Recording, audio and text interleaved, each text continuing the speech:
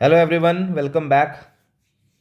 और फिर से हमारा एक नया वीडियो है और इस बार 2023 मेटलर्जी को कवर कर रहे हैं। तो आप सबसे पहले 2022 जुलाई शिफ्ट को वॉच कर लेना, क्योंकि आपको खुद दिखेगा बहुत सारे क्वेश्चन तो एज इट इज़ वहीं से रिपीट हो गए हैं। तो शुरू करते हैं। First question, among the following compound the number of those present in copper matte. देखो, अगर आप 2022 में मेरा लास्ट क्वेश्चन का एक्सप्लेनेशन देखोगे तो पूरी कॉपर की मेटलर्जी मैंने बता रखी है, उसमें मैट भी आया है। ठीक है, तो सेम चीज़ फिर से आ गया। मैट का कॉम्पोजिशन क्या है, ऑल द कॉपर की मेटलर्जी यहाँ पे भी मैंने बता दी है। तो Cu2s plus an unconverted Fe यही मैट है, तो Cu2s हो जाएगा कॉपर मैट। देखो फिर से वही, ये चीज़ मैंने वहाँ पे बताया था। कॉपर की मेटलर्जी है क्या भाई, CuFeS2 रोस्टिंग कर दो, Cu2s Fes बन गया और SO2 निकल गया। ये जो Fes है, अब इसको भी हम अनडिज़ायरेबल होता है, हम इसको हटाना चाहते हैं, तो इसको O2 से पहले ट्रीट करके FeO बनाते हैं और फिर इसके बाद SiO2 से ट्रीट करते हैं। SiO2 इज़ फ्लक्स, ये होता है गैंग। ये पूछा हुआ है ऑलरेडी उसमें 2022 वाले में, गैंग गैंग पार्टिकल, ये दोनों से मिलके ये स्लैग बनता है। ये स्लैग भी पूछा जा चुका है। तो इस तरीके से बहुत सारा पार्ट ये बाहर हो जाता है Fes का, लेकिन फिर भी थोड़ा बहुत रह जाता है। तो ये Cu2s और अनकन्वर्टेड Fes, इसी को हम कहते हैं मैट। ये देखो यहाँ मैंने लिख दिया है, ये है मैट। अब मैट में जो Cu2s है, इसका सेल्फ रिडक्शन करते हैं। सेल्फ रिडक्शन भी बता रखा है मैंने उसी वाले क्वेश्चन में। लास्ट क्वेश्चन जो 9th क्वेश्चन है 2022 का, उसमें 2 स्टेप था। Cu2s O2 से रिएक्ट करेंगे तो Cu2O प्लस SO2 बनता है, और ये Cu2O फिर से अब कॉपर सल्फाइड को रिड्यूस करना शुरू कर देता है। इससे कॉपर बनता है प्लस SO2। ये है सेल्फ रिडक्शन। तो सेल्फ रिडक्शन से ये सीधे कॉपर में कन्वर्ट हो गया। ये इम्प्योर कॉपर होता है, जिसको कोई ब्लिस्टर कॉपर कहते हैं, और इस ब्लिस्टर कॉपर की इलेक्ट्रो रिफाइनिंग करके हम प्योर कॉपर बना लेते हैं। और फिर से वही चीज़, जब आप इसकी इलेक्ट्रो रिफाइनिंग कर रहे होते हो, ठीक है, तो जो एनोड मड होता है उसमें हमें प्रीसियस मेटल्स मिलते हैं, जिससे कि पूरी इलेक्ट्रोलाइसिस का खर्चा रिकवर हो जाता है। वो प्रीसियस मेटल्स क्या है भाई, तो ज्वेलरी मेटल ये होंगे। इसके अलावा ग्रुप 15 ग्रुप 16 लिख दो, इसका फोर्थ एलिमेंट, इसका थर्ड और fourth element Sb Se Te, ये वाला है। इसके पहले भी ये क्वेश्चंस बहुत बार मेंस में हुआ है, तो मेरे एक वीडियो में गलती हो गई थी जिसमें मैंने ये मार्क कर दिया था, ऐसे बता दिया था, तो मेरे से वो मिस्टेक हो गया था। ठीक है, तो उसके बाद 2 बार आ चुका है, दोनों बार मैंने इसको कवर कर लिया। तो Sb Se Te और प्लैटिनम सिल्वर गोल्ड यही आएगा। तो इसीलिए इस केस में ये क्या लिख दिया मैंने, number of this present copper matte is, हाँ तो ये अच्छा, इसमें 1 2, मैं ऑप्शन मार्क कर रहा था बी ऑप्शन नहीं, 1 आएगा। सिर्फ यही एक है जो कॉपर मैट में प्रेजेंट होता है, इसीलिए 1 लगाएंगे इसमें। नेक्स्ट आते हैं, असर्शन रीजनिंग का क्वेश्चन है। In an Ellingham diagram the oxidation of carbon to carbon monoxide shows negative slope with respect to temperature. बिल्कुल सही है, ये इकलौता ही ऐसा होता है कार्बन जो नेगेटिव स्लोप शो करता है। क्यों होता है, अभी मैंने वो समझा रखा है, तो ये तो करेक्ट है। अब carbon tends to get decomposed at, carbon monoxide tends to get decomposed at higher temperature. ये मतलब इसके फ्रेम में ये गलत लग रहा है मुझे। ठीक है, वैसे देखो एक क्यों कन्फ्यूज़न आता है, क्योंकि अगर मान लो किसी को आप सन पे ले जाके रख दो तो उसके तो पूरी तरह से वो टुकड़े टुकड़े हो जाएगा। ठीक है, तो ये एक ऐसा चीज़ होता है ना, ये बड़ी एम्बिग्यूटी होती है। हायर टेम्परेचर किस रेंज का मेंशन ही नहीं करते हैं, तो मैं अपनी तरफ से लैब कंडीशन को ले लेता हूँ। लैब कंडीशन पे ये नहीं टूटेगा। ठीक है, तो आ जाओ, अब यहाँ पे ये आया है एलिंगम डायग्राम, कैसे ये हो रहा है, कैसे नेगेटिव स्लोप आ रहा है, तो आते हैं इसको देख लेते हैं। तो देखो ये रहा कार्बन मोनोऑक्साइड बनने का रिएक्शन। तो इसमें सबसे पहला चीज़ कि कार्बन का कंबस्शन हो रहा है O2 के साथ, तो एक्सोथर्मिक रिएक्शन होगा, तो इसीलिए डेल्टा H नेगेटिव। अब एंट्रोपी देखो, यहाँ पे हाफ मोल गैस है, ये सॉलिड है, इसका कोई रोल नहीं, हाफ मोल गैस है, और यहाँ पे 1 मोल गैस है, तो यहाँ पे रेंडमनेस ज़्यादा होगा क्योंकि ज़्यादा गैस है। तो रेंडमनेस ज़्यादा है, इसीलिए डेल्टा एस होगा क्या, फाइनल, यानी प्रोडक्ट की एंट्रोपी माइनस रिएक्टेंट की एंट्रोपी। ये ज़्यादा है, ये कम है, तो जो डिफरेंस होगा इट विल बी पॉजिटिव, क्योंकि बड़े में से छोटे को माइनस कर रहे हैं, तो डेल्टा एस पॉजिटिव होगा। ओके, तो प्रोडक्ट हैज़ हायर मोल्स, मैंने लिख दिया। अब डेल्टा जी की एनालिसिस करनी है, तो delta G is delta H minus T delta S. ये वाला पार्ट तो पहले ही भाई नेगेटिव है, और डेल्टा एस पॉजिटिव है, तो इसमें पहले से जो नेगेटिव साइन लगा है, इसके पॉजिटिव होने के कारण नेट वैल्यू ये नेगेटिव हो जाएगा। तो अब खुद देख लो, ये रहा वाई एक्सेस पे, और ये टेम्परेचर है हमारा एक्स एक्सिस पे, तो इसका स्लोप क्या होगा, नेगेटिव होगा ना, माइनस डेल्टा एस, और डेल्टा एस पॉजिटिव होने के कारण नेट वैल्यू ये नेगेटिव में रह जाएगा। तो slope is minus delta S, इसीलिए ये नेगेटिव स्लोप हुआ। यही क्वेश्चन वो पूछ रहा था जो हमने एक्सप्लेन कर दिया। वैसे एग्जैक्ट ध्यान रखना, 720 से पहले ऐसा होता है, ये CO2 का ग्राफ है, CO2 का कांस्टेंट होता है क्योंकि CO2 के रिएक्शन में एंट्रोपी बदलेगी ही नहीं। C+O2 गैस, ये देखो CO2 गैस, ये सॉलिड है, तो इससे क्या होता है, इधर भी 1 मोल है गैस और इधर भी 1 मोल गैस है, तो इसीलिए दोनों तरफ रैंडमनेस बराबर है, तो डेल्टा एस जीरो हो गया। और the moment delta S zero हो गया तो डेल्टा जी, जो कि ये फॉर्मूला है, डेल्टा एस को जीरो पुट करते ही ये डेल्टा एच के बराबर रह जाएगा। तो देखो टेम्परेचर फैक्टर ही नहीं है, डेल्टा जी की वैल्यू कांस्टेंट रह गई डेल्टा एच के बराबर। ये ऐसा होता है 720 पे। इसीलिए ओवरऑल ग्राफ जो इसका लिया जाता है ना, वो ऐसे लिया जाता है कि भाई 720 टेम्परेचर तक ये ऐसे रहेगा और 720 से हायर ये ऐसे हो जाएगा CO वाला। यानी कार्बन का रिएक्शन अगर आप O2 से कराओ तो below 720 it will form CO2 and above 720 it will form carbon monoxide. ऐसे बताया जाता है इसका ग्राफ। वैसे सिर्फ CO का लोगे तो ये ऐसा आएगा, सिर्फ CO2 का लोगे तो ये ऐसा आएगा। तो ये पूरी डिटेल मैंने कवर कर दी। अभी तो जो सिर्फ हमसे पूछा गया था CO के बारे में, जिसका कि स्लोप नेगेटिव यहाँ से पता चल रहा है, डेल्टा जी और T के बीच का जो ग्राफ बना रहे हैं उसमें minus delta S is the slope. Next आते हैं, इसीलिए पहला स्टेटमेंट करेक्ट है और दूसरा वाला गलत है, दिस इज रॉन्ग। नेक्स्ट आते हैं अब,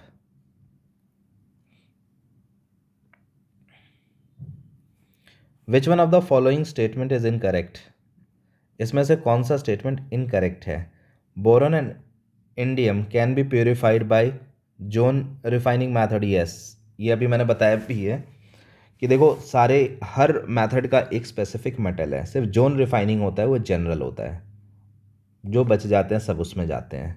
तो जैसे पूछा है इनकरेक्ट कौन है, पहले आप देखोगे तो एक आपको दिख ही जाएगा डायरेक्ट इनकरेक्ट, जैसे van Arkel method is used to purify tungsten, यही गलत हो गया क्योंकि van Arkel process zirconium and titanium के लिए यूज होता है, तो इसीलिए ये डायरेक्ट गलत हो गया, यही हमारा आंसर होगा। बाकी अब सबको करेक्ट होना होगा।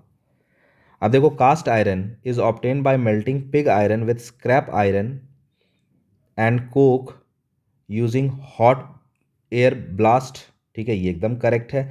अगर आप 2022 जुलाई वाला मेरा वीडियो वॉच करोगे तो उसमें पूरी आयरन की मेटलर्जी मैंने बता दी है। वैसे यहाँ पे भी मैं लेके आ गया हूँ शॉर्ट में, इसीलिए मैंने लिख दिया कॉपी 2022 जुलाई, डायरेक्ट कॉपी है, तो ये भी करेक्ट हो गया। The malleable iron is prepared from cast iron by oxidizing impurities in reverberatory furnace, बिल्कुल सही है भाई। इसको ऑक्सीडाइज कर दोगे इम्प्योरिटीज़ को, कार्बन को, तो कार्बन की परसेंटेज कम होती चली जाती है, जिससे कि वो स्टील और हाई ग्रेड स्टील और रॉट आयरन बनता है जो कि काफ़ी मेलेबल होता है। तो इसीलिए ये डायरेक्ट गलत हो गया। अब आ गया है तो एक बार मेरी आदत है फिर से क्विक रिकैप कर लेते हैं। तो देखो, ये था रिफाइनिंग, जो वहाँ पे भी पहले क्वेश्चन में ही मैंने बताया था आपको 2022 जुलाई में। रिफाइनिंग में क्या क्या आता है, डिस्टिलेशन, याद रखना सिर्फ जिंक एंड मरकरी दो के लिए, जिसकी बॉइलिंग पॉइंट काफ़ी कम होती है, इसके लिए यूज़ होगा। लो मेल्टिंग एंड, अच्छा ये भी छूट गया मेरा, boiling point of metal. Liquation में हालांकि मेल्टिंग पॉइंट हटा ही दो तो बाय डिफ़ॉल्ट होता है, मेन बॉइलिंग पॉइंट होता है क्योंकि distillation is related with the boiling point. Liquation वो टिन के लिए यूज़ होता है, बता रखा था, कढ़ाई को टेढ़ा करके हम हटा लेते हैं। इसमें क्या होना चाहिए, जो मेटल है उसकी मेल्टिंग पॉइंट कम होनी चाहिए इम्प्योरिटीज़ से, तो इससे मेटल पहले मेल्ट हो जाए, इम्प्योरिटी सॉलिड रहे, फिर टेढ़ा करके पूरे मेटल को हम स्लोप टेढ़ा करके फ्लो करा के निकाल लेते हैं।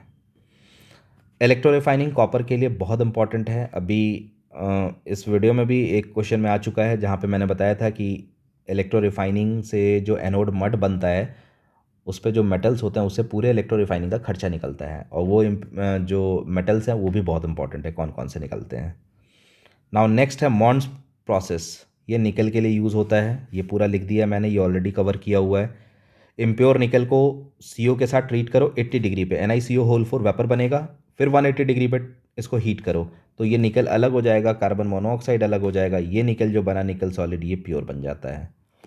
वेन आर्कल प्रोसेस जो अभी डिस्कशन का पार्ट है वो जिरकोनियम और टाइटेनियम के लिए यूज़ किया जाता है, आयोडाइड बना के सेपरेट करते हैं। तो जिरकोनियम को I2 से ट्रीट कर दो, हीट कर दो, तो ZrI4 बन गया इसके वेपर्स। फिर 2000 डिग्री सेंटीग्रेड टंगस्टन से आप ट्रीट करोगे तो जिरकोनियम और आयोडीन अलग अलग हो जाएंगे, ये प्योर फॉर्म में हमें मिल जाता है। ओके, तो यही है पूरा जोन रिफाइनिंग। अब जो बच गया सभी के लिए जोन रिफाइनिंग और क्रोमेटोग्राफी मैंने बता दिया है, जब बहुत स्मॉल क्वांटिटी हो मिलीग्राम वगैरह में तो हम इसको यूज़ करते हैं, इसीलिए इसमें सेकंड आंसर हमारा हो जाएगा। अब इसमें एक चीज़ और आया था आयरन की मेटलर्जी, तो भाई आयरन की मेटलर्जी को भी शॉर्ट में तुरंत समझ लेते हैं। आयरन और CaCO3 और कोक इसको मिलाया जाता है, ब्लास्ट फर्नेस में ट्रीट करते हैं। ये होता है हमारा फ्लक्स, क्योंकि इसके टूटने से CO बनता है जो कि फ्लक्स है। तो इससे जो इम्प्योरिटीज़ आती है sand impurities SiO2 gangue particle, इसको ये फ्लक्स CO बाहर कर देता है, CaSiO3 बना के स्लैग। तो ध्यान रखना ये गैंग पार्टिकल, ये फ्लक्स और ये रहा स्लैग, बहुत पूछा जाता है फॉर्मूले में। ओके, इसके अलावा Fe2O3 जो ओर है आयरन का ओर, अब उसका रिडक्शन होगा कार्बन रिडक्शन। जो कार्बन आपने लिया है ये रिड्यूस करेगा। तो ये कार्बन पहले ब्लास्ट फर्नेस के एयर के साथ रिएक्ट करके CO बनाता है और ये CO इसको रिड्यूस करके Fe+CO2 बना देगा। ओके, तो इस ढंग से Fe2O3 से आयरन हमें मिल गया। ये आयरन पिग आयरन होता है, पिग आयरन में जो कार्बन की परसेंटेज होगी 4% कार्बन। तो ये जो पिग आयरन है जिसमें 4% कार्बन है, इसको स्क्रैप आयरन और कोक के साथ हम हीट करते हैं, तो इससे हमें मिलता है कास्ट आयरन जिसमें कि 3% कार्बन होता है। बस पूरी मेटलर्जी खत्म हो गई, जो जो चीज़ इसमें टर्म्स आए थे इस ढंग से आप लिख के प्रैक्टिस करो, ये सब आपका स्ट्रेंथ हो जाएगा। नेक्स्ट आते हैं अब, the method is not involve in the concentration of ore are. ये तो क्वेश्चन रिपीट लग रहा है, हाँ यस, 2022 जुलाई का। ये कह रहा है कॉन्सेंट्रेशन ऑफ ओर में कौन सा मेथड यूज़ नहीं होता है। तो कॉन्सेंट्रेशन ऑफ ओर में तो मैंने बता ही रखा है आपको। देखो अभी रिफाइनिंग तो ये रहा रिफाइनिंग, जो इसके अलावा होगा सब कॉन्सेंट्रेशन ऑफ ओर होगा। तो लिक्वेशन ये रिफाइनिंग में आता है, ये हमारा ऑप्शन नहीं होगा। नॉट इन्वॉल्व इन, अच्छा कॉन्सेंट्रेशन ऑफ ओर में कौन इन्वॉल्व नहीं है, ओके, तब तो हमें रिफाइनिंग ही चुनना होगा। देखो कॉन्सेंट्रेशन ऑफ ओर में क्या होता है, magnetic separation, hydraulic separation physical में, फ्रोथ फ्लोटेशन, इसके अलावा leaching, roasting calcination, roasting and calcination. तो इतने हैं शॉर्ट में हमने देख लिया। अब देखते हैं लिक्वेशन, क्या ये हमारा ऑप्शन होगा क्योंकि नॉट पूछा है ना, तो यस ये रिफाइनिंग का प्रोसेस है।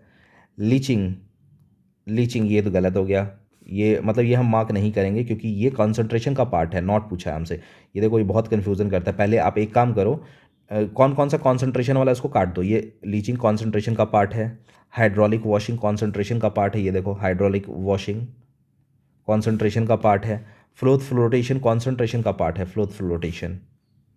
तो इसका मतलब रह गया हमारे पास, ये कॉपर में यूज़ होता है इलेक्ट्रोलाइटिक मेथड, कॉपर के लिए, लिक्वेशन टिन के लिए यूज़ होता है।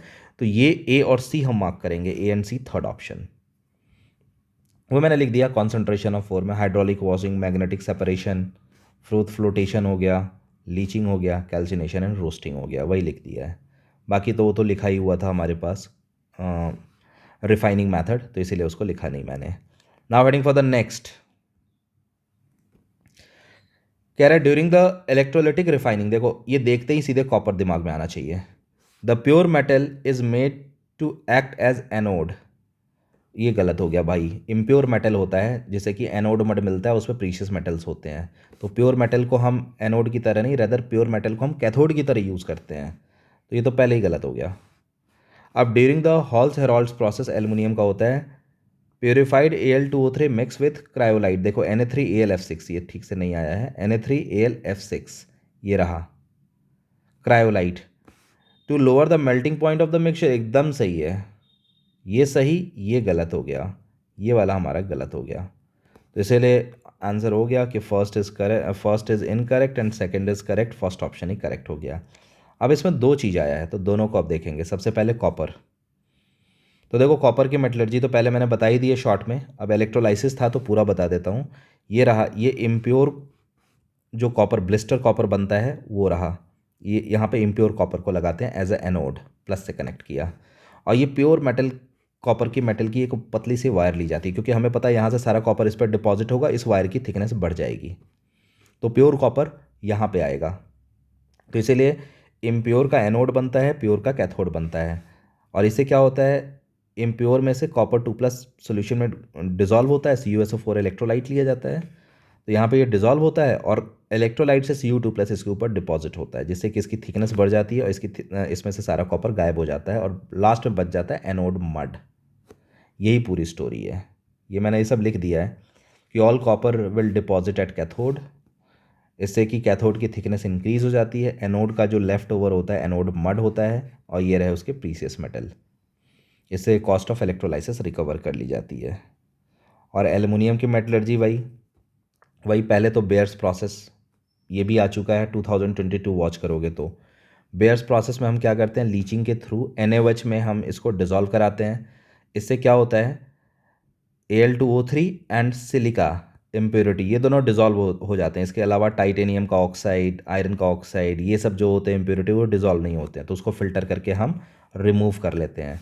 बाकी ये एल्युमिनियम Al2O3 लिखा हुआ है, Al2O3 और SiO2 दोनों घुल जाते हैं NaAlO2 SiO2 बना के। इसके बाद जब CO2 पास करेंगे तो जो NaAlO2 है सोडियम मेटा एल्यूमिनेट, ये AlOH3 बना देगा precipitate gel white PPT, while ये सॉल्युबल फॉर्म में रह गया। तो फिर से फिल्टर करके इसको बाहर कर लिया और इसको हीट करते हैं तो प्योर Al2O3 मिल जाता है। अब ये जो प्योर Al2O3 है इसमें हम क्रायोलाइट मिलाते हैं Na3AlF6। क्रायोलाइट इसीलिए ताकि इसकी कंडक्टिविटी और प्लस इसकी मेल्टिंग पॉइंट को कम किया जा सके, क्योंकि यहाँ पे हमें क्या करना होता है, मोल्टन Al2O3 लेना होता है ताकि हम इसके इलेक्ट्रोलाइसिस को कर सकें। तो इसको मिलाने से दो चीज़ होती है, कंडक्टिविटी भी बढ़ती है प्लस इसकी मेल्टिंग पॉइंट भी कम होती है। और उसके बाद ग्रेफाइट का इलेक्ट्रोड लिया जाता है, इलेक्ट्रोलाइसिस कराई जाती है, इससे हमें एल्युमिनियम मिल जाता है। ये रहा रिएक्शन। ओके, ग्रेफाइट का जो रॉड है इलेक्ट्रोलाइसिस होगा तो जो ऑक्सीजन बनता है CO के साथ एसोसिएट होकर CO बना देगा और एल्युमिनियम प्योर फॉर्म में हमें मिल जाता है। तो ये दो यहाँ पे यूज़ हुए थे, कॉपर एंड एल्युमिनियम। तो दोनों की कंप्लीट डिटेल मैंने बता दिया। ऑल्दो इसको करने के लिए तो इतने डिटेल की ज़रूरत नहीं है, लेकिन एज पर माई हैबिट पूरा मैं कवर कर लेता हूँ। नाउ नेक्स्ट आते हैं 6th पे। अब कह रहे हैं in the extraction of copper its sulphate ore is heated in reverberatory furnace after mixing with silica. Okay, एक मिनट, अच्छा वो सल्फेट मैंने पढ़ लिया, सॉरी, ये सल्फाइड ओर है। Okay, sulphide ore is heated in reverberatory furnace mixed with silica. बिल्कुल सही है, यही तो तरीका होता है। ये देखो, सल्फाइड ओर को मिक्स करते हैं रेवर्बोरेटरी फर्नेस में, यही तरीका होता है। इससे क्या होता है, FeSO2 के साथ रिएक्ट करके FeO बनाता है और वो SiO2 के साथ FeSiO3। ये आ चुका है ऑलरेडी, ये सेकेंड टाइम आ रहा है मुझे लग रहा है। मैं एक बार देख लेता हूँ स्क्रॉल करके, क्योंकि ये 2022 में आया है और अभी भी शायद आया था, तो शायद मैंने कहीं पे कवर किया है इसे। ये रहा, पहले ही क्वेश्चन में कवर किया है, इसीलिए दोबारा आ गया है। तो वहाँ पे लिखा हुआ है, इसलिए मैं उसको रीड नहीं करूँगा, थोड़ा फास्ट करूँगा।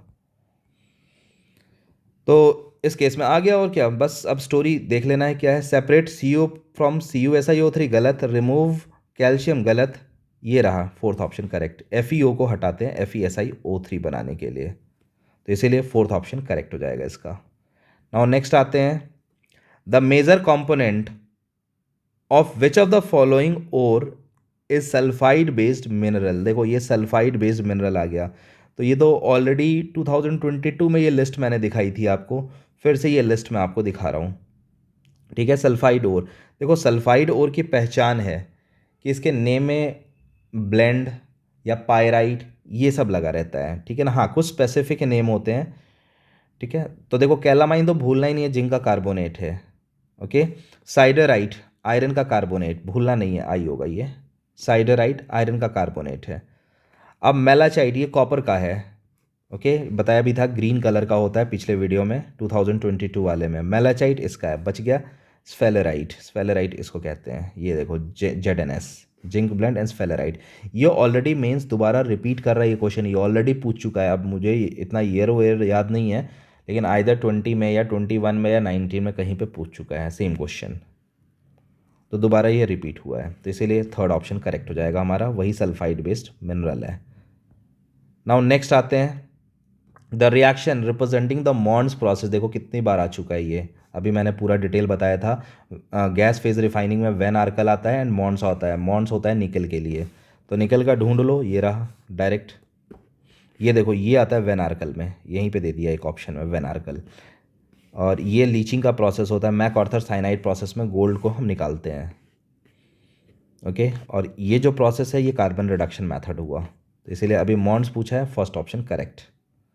नाउ नेक्स्ट आते हैं, in froth flotation method a rotating paddle agitates the mixture to drive air out of it. गलत है, बेसिकली जो वो बबल्स बनाने के लिए करते हैं, हम एजिटेट करते हैं उसको ताकि एयर बबल्स बना ले, ना कि एयर बाहर आए।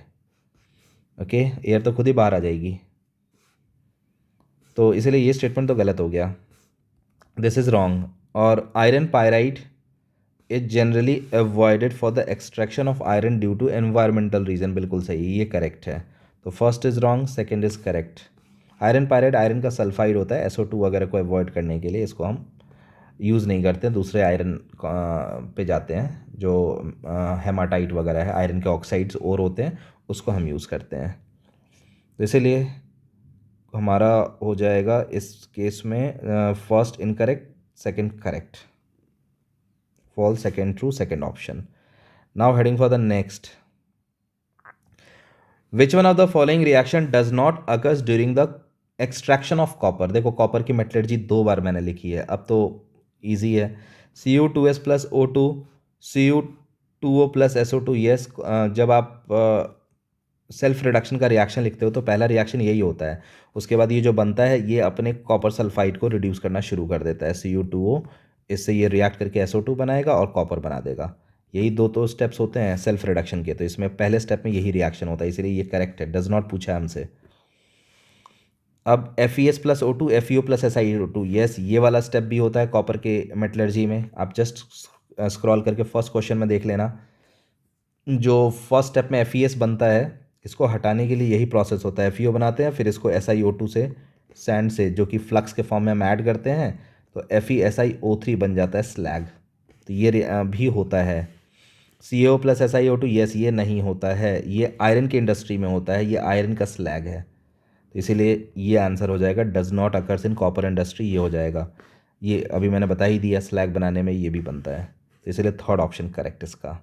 तो नेक्स्ट आते हैं अब इसमें, the metal which is extracted by oxidation and subsequent reduction from its ore, ये तो सेल्फ रिडक्शन का ही केस आ गया, ये तो कॉपर हो जाएगा। वैसे सेल्फ रिडक्शन आप याद रखना, कॉपर में, PB में और मरकरी में यूज़ होता है।